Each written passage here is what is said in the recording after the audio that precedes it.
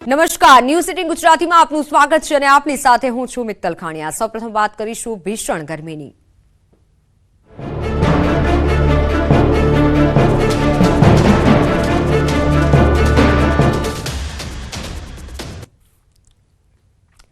તો આકરી ગરમી માટે તૈયાર થઈ જજો। ગરમી અંગે હવામાન વિભાગે મોટી આગાહી વ્યક્ત કરી છે। રાજ્યમાં 1 થી 2 ડિગ્રી તાપમાન વધી શકે છે।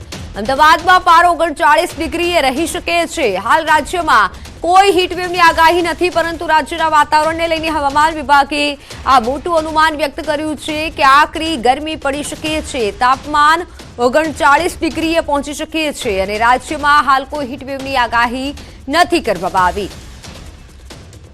તાપમાનમાં 1 થી 2 ડિગ્રીનો વધારો થઈ શકે છે। હવામાન વિભાગે આ અનુમાન વ્યક્ત કર્યું છે।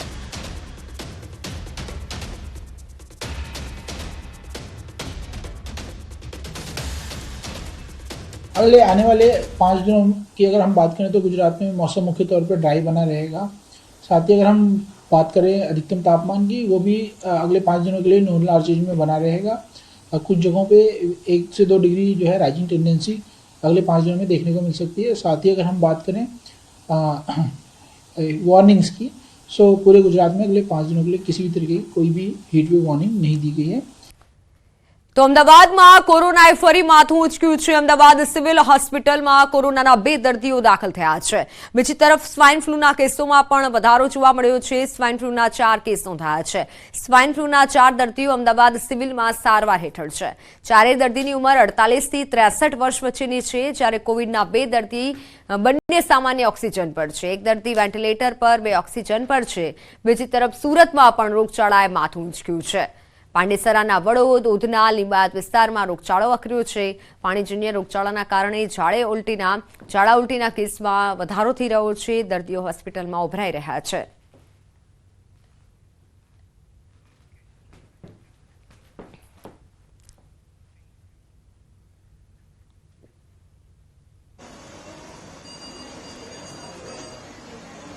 તો વાત હવે મહાસંગ્રામની।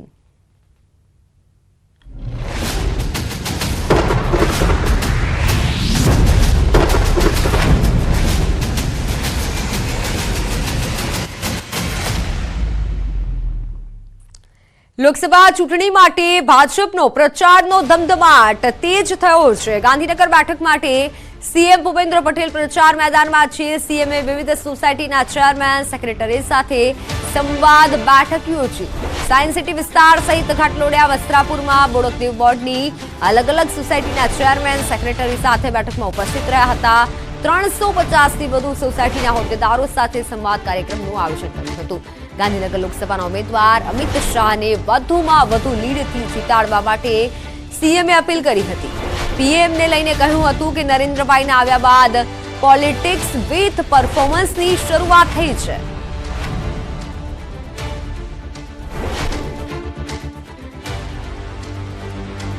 સીએમએ પણ પ્રચારના શ્રી ગણેશ કર્યા છે અને પ્રચાર શરૂ કર્યો છે। સીએમ ભૂપેન્દ્ર પટેલે અમદાવાદમાં પ્રચારની શરૂઆત કરી છે। વિવિધ સોસાયટીઓના ચેરમેન, સેક્રેટરી સાથે સંવાદ કર્યો।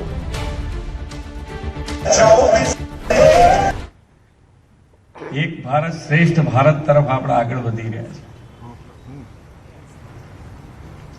વિકાસની રાજનીતિ પરફોર્મન્સ આધારિત રાજનીતિ આજે શરૂ થઈ।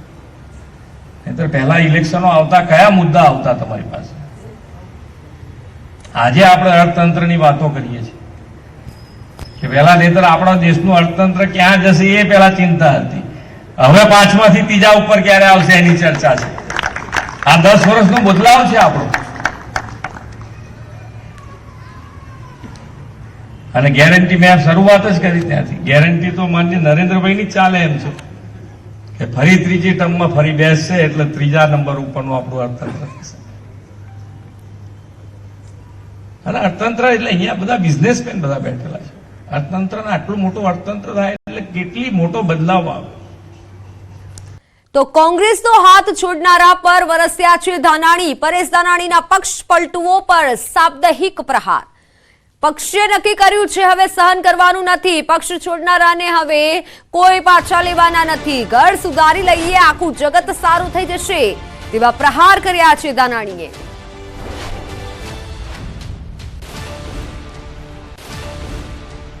કરતા અને કોંગ્રેસ પક્ષે નક્કી કર્યું હું નથી સહન કરવાનું. પ્રતાપભાઈ પ્રમુખ બન્યા, ઠાકરસિંહ બાપાએ એને પ્રમુખ બનાવ્યા, પહેલેથી કીધું ક્યાંય ગયા હું શું ત્યાં સુધી કોઈ પાછા નથી લેવાના. આમાં હું કોઈ આપણે કોટલા બાંધી જઈ છીએ? જનતાની અદાલતમાં લોકો મહાન છે અને એ લોકોના દરબારમાં એના ઘર ઘર સુધી પહોંચવાની કોંગ્રેસ કાર્યકર્તાની ફરજ છે. આપણે સૌ મજબૂત નહીં વફાદાર બની અને મારું બુથ મજબૂત બુથ. નિકુંજભાઈ ખૂબ સારી વાત કરી. બધાએ પોતાનું ઘર સુધારી લઈને આખું જગ સુધારવા તૈયાર છે. કોંગ્રેસ છોડનારાઓને ભાજપથી ટિકિટ મળતા ટોણો માર્યો. પરેશ દાનાણીએ ભાજપ પર ટોણો માર્યો. ભાજપના પાયાના વફાદાર કાર્યકરો કચડાઈ રહ્યા છે. ભાજપના ગાભા મારું કાર્યકરો કચડાઈ રહ્યા છે.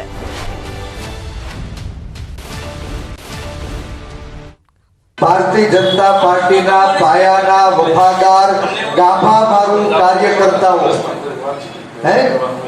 પાયાના વફાદાર અને ગાભા મારું કાર્યકર્તાઓ એ કચડાઈ રહ્યા છે.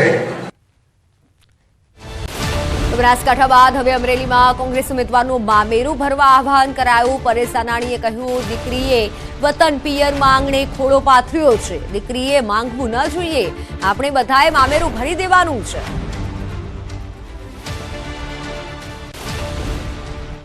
આપણી તાલુકાની લાડલી દીકરી કોંગ્રેસ પક્ષના ઉમેદવાર તરીકે એના વતનમાં પિયરના આંગણે એને ખોળો પાથર્યો છે ત્યારે દીકરીને માંગવું ન પડે. આપણે સૌ હાગમટે આખો જિલ્લો લોટકું મામેરું ભરીએ. વાત મહેસાણાની. મહેસાણામાં સલાહ આપનારાઓ પર નીતિન પટેલનું નિવેદન સામે આવ્યું છે. પત્ની પાણીનો ગ્લાસ ન આપે તે લોકો સલાહ આપે છે. સલાહ આપનારની કેપેસિટી જોવી પડે. મંત્રી કે ઉદ્યોગપતિ સલાહ આપે તો આવકાર્ય છે. ઘણા લોકોને ખાલી સલાહ આપવાનું એ શોખ હોય છે. એટલે મેં ગમ્મતમાં એમ કહ્યું કે ઘરમાં બેઠા હોય અને ખાટલામાં બેઠા હોય અને પાણીનો ગ્લાસ માગે એમની પત્ની પાસે કે મને પાણીનો ગ્લાસ આપો, તો એમના પત્ની પણ એમ કે ઊભા થઈને જાતે પાણી લઈ લો. ઘણા લોકો કહેતા હોય છે કે મંદિરમાં આટલા બધા રૂપિયા શા માટે ખર્ચાય છે, પરંતુ જ્યારે મંદિર એક આધ્યાત્મિકતાનો આધાર બને છે, મંદિરોએ માત્ર ને માત્ર એક આધ્યાત્મને લઈને કામ થતું નથી પણ એક રાષ્ટ્રના સામાજિક ચેતનાના કેન્દ્રો તરીકે કાર્ય કરે છે. મંદિરો થકી શિક્ષા. મહેસાણામાં વિશ્વ ઉમિયા ધામ ખાતે ઉમિયા માતાજીના દિવ્ય રથ પરિભ્રમણનું આયોજન કરાયું અને જેમાં હજારોની સંખ્યામાં પાટીદાર ઉમટ્યા. મોઢેરા રોડ પર મોટી સંખ્યામાં મહિલાઓએ માથા પર કળશ લઈ સામૈયા કર્યા. વાજતે ગાજતે નીકળેલા માતાજીના રથનું પાટીદારોએ ઉષ્માભેર સ્વાગત કર્યું. રથ પરિભ્રમણમાં ભાજપના ઉમેદવાર હરિ ચૌધરી, પૂર્વ નાયબ મુખ્યમંત્રી નીતિન પટેલ પણ જોડાયા. આ કાર્યક્રમમાં વિશ્વ ઉમિયા ફાઉન્ડેશનના પ્રમુખ CR પાટીલે મોટું નિવેદન આપ્યું. RP પટેલે મોટું નિવેદન આપ્યું અને સલાહના નામે ભાષણ ન આપવા માટે ટકોર કરી. RP પટેલે કહ્યું કે અમને સલાહ નથી જોઈતી, સાથ અને સહકાર જોઈએ છે.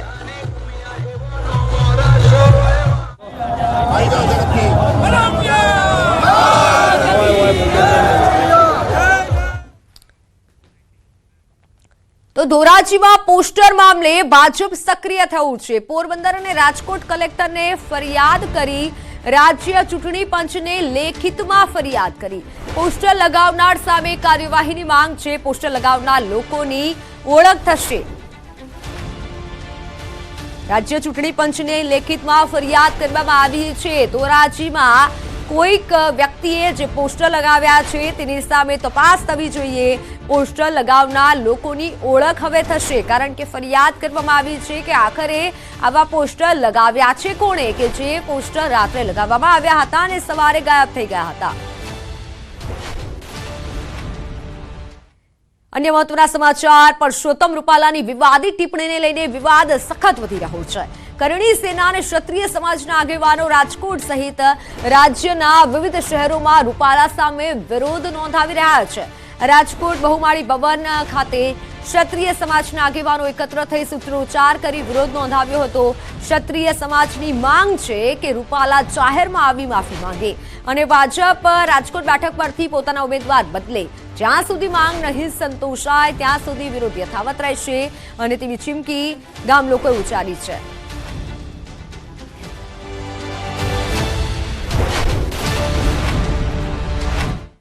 કે રૂપાલાએ જે ટિપ્પણી કરી છે ક્ષત્રિય વિરુદ્ધ વિધર્મીઓ સાથેની જે ટિપ્પણી કરી છે, પણ વિધર્મીઓ સાથે તો ક્ષત્રિય સમાજ 1000 વર્ષથી લડતો આવે છે. પછી મહારાણા પ્રતાપ હોય કે શિવાજી હોય, ઝાંસીની રાણી હોય કે દેવી પદ્માવતી હોય, અમે રામના પુત્રો છીએ, અમે કૃષ્ણના પુત્રો છીએ, અમે ચંદ્રવંશી છીએ, અમે સૂર્યવંશી છીએ. અમે આર્ય ધર્મને પાળતા હજારો વર્ષથી, લાખો વર્ષથી ભગવાન રામ અને કૃષ્ણથી રાજ કરતા આવ્યા છીએ. અમારી માંગ એક જ છે કે પરસોત્તમ રૂપાલાએ જે સમાજ વિશે બફાટ કર્યો છે એના વિરોધમાં અમે એનું ટિકિટ રદ થાય અને એના સિવાય ગમે તે ટિકિટ આપશે તો અમે ભાજપ ભેગા છીએ. બાકી રાજકોટ પૂરતા ભાજપ ભેગા નથી. રાજકોટ પૂરતા એને હરાવવા કોશિશ કરશો ને આજથી અમે અમારું કાર્યાલય રોડ ઉપરથી ચાલુ કર્યું છે અને અમે ચાલુ કરી દીધું છે પ્રચાર એનો વિરોધ. છેલ્લા ઘણા સમયથી રાજકીય કાર્યક્રમોની અંદર, જાહેર સ્ટેજની અંદર જે રીતે બફાટ કરવામાં આવે છે ને થૂકીને ચાટવામાં આવે છે. ક્ષત્રિય સમાજ એવો ભોળો સમાજ છે, ક્ષમા આપતો સમાજ છે. તો જેટલી વાર તમે ભૂલ કરો ને અમારે માફી આપી, આ કેટલી હદે યોગ્ય? આજે તમે અમારી બહેનો દીકરીઓ સુધી જો તમારી પ્રતિક્રિયાઓ આપીને તમારી માનસિકતાઓ રજૂ કરો છો તો આ ક્યારે પણ ક્ષત્રિય સમાજ સાખી નહીં લે. એના માટે અમે આ વિરોધ કરવા માટે એકત્ર થયા છીએ. આવનારા દિવસોમાં જો ભારતીય જનતા પાર્ટી કેન્ડિડેટને બદલશે નહીં તો ઘરે ઘરે કેમ્પેઇન ચલાવવામાં આવશે, 18 વરણને સાથે લેવામાં આવશે. ગાંધીનગરમાં પરસોત્તમ રૂપાલાના નિવેદન મામલે રાજપૂત સમાજમાં ભારે રોષ જોવા મળી રહ્યો છે. ગાંધીનગર રાજપૂત સંગઠનમાં પણ રૂપાલા વિરુદ્ધ આક્રોશ જોવા મળ્યો. સેક્ટર 11 રામકથા મેદાનમાં રાજપૂત સમાજના આગેવાનો એકઠા થયા. રાજપૂત વીર સેનાના આગેવાન રતુભા ચાવડાએ રૂપાલાના નિવેદન સામે રોષ ઠાલવ્યો. સાથે જ તેમણે રૂપાલા સામે આગામી દિવસોમાં ઉગ્ર વિરોધની ચીમકી પણ ઉચ્ચારી. તેમણે કહ્યું કે રૂપાલાની ટિકિટ રદ કરો, કારણ કે આ અમારી અસ્મિતાનો સવાલ છે. રાજપૂતો જંપી અને બેસશે નહીં. અમે કોઈ રાજકીય પાર્ટી કે પ્રચાર માટે ભેગા થતા નથી.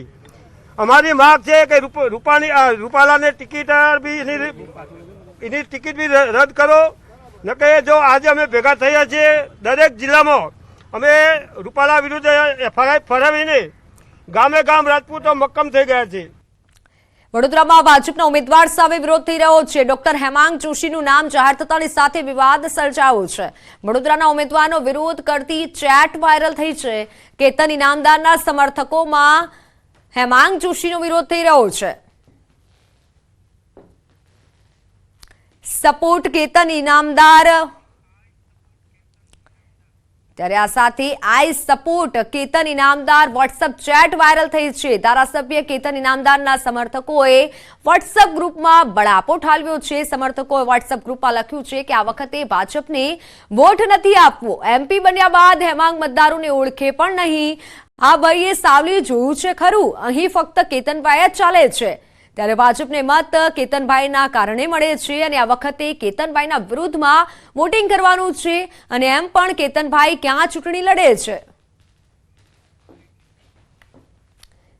તો અમરેલીથી મહત્વના સમાચાર. અમરેલીમાં કોંગ્રેસે કાર્યકર્તા સંવાદ યોજ્યો, જેની ઠુમ્મર વીરજી ઠુમ્મર ઉપસ્થિત રહ્યા અને આમ આદમી પાર્ટીના કાર્યકરોની પણ હાજરી જોવા મળી. લોકસભા ચૂંટણીને લઈને કાર્યક્રમનું આયોજન છે. કોંગ્રેસે જેની ઠુમ્મરને અમરેલીથી ટિકિટ આપી છે. વિજય અપાવવાનો છે એની જવાબદારી એકલી જેની ઠુમ્મરની નહીં પરંતુ પ્રજાની પોતાની છે. કારણ કે પ્રજાને પોતાને વેદનાઓ જે પડે છે એને વાચા આપવા માટે હું આગળ આવી છું. તો ખૂબ સારો પ્રતિભાવ મળ્યો છે. આ વખતના મુદ્દા ફક્ત ને ફક્ત સંસદીય મત વિસ્તારના વિકાસના રહેશે. જૂનાગઢમાં વિધાનસભા બેઠકની પેટા ચૂંટણીના ઉમેદવાર પર પૈસાના વરસાદનો વિડીયો વાયરલ થયો છે. માણાવદર બેઠકની પેટા ચૂંટણીના ઉમેદવાર અરવિંદ લાડાણી પર પૈસાનો વરસાદ કરાયો. માણાવદરના મરમઠ ગામે સંતવાણી કાર્યક્રમ યોજાયો હતો. અરવિંદ લાડાણીના સમર્થકો અને કાર્યકરોએ તેના પર રૂપિયા ઉડાડતા હોય તેવો વિડીયો વાયરલ થયો છે.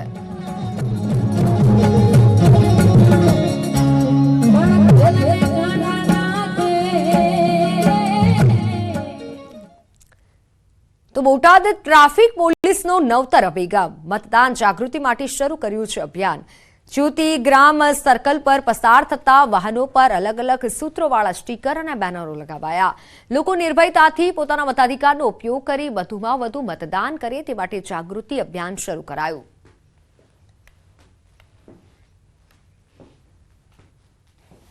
સમગ્ર જિલ્લામાં જિલ્લા પોલીસ બોટાદ દ્વારા અલગ અલગ વાહનોની આગળ પાછળ સાઈડમાં બેનરો સ્ટીકરો લગાવવામાં આવે છે, જેની અંદર કોઈપણ પ્રકારનો મતદાર તરીકે તકલીફ હોય તો 1950 નંબરના ટોલ ફ્રી નંબર ઉપર ફોન કરી અને ગુપ્ત માહિતી જાણવા માટે પણ પબ્લિકને જાગૃત કરવામાં આવે છે, જેથી સમગ્ર ચૂંટણી પ્રક્રિયા દરમિયાન કોઈપણ પ્રકારનો અનિચ્છનીય બનાવ ન બને, પબ્લિકમાં જાગૃતતા કાયદો વ્યવસ્થા જળવાઈ રહે તે માટેના પ્રયત્નો કરવામાં આવે છે।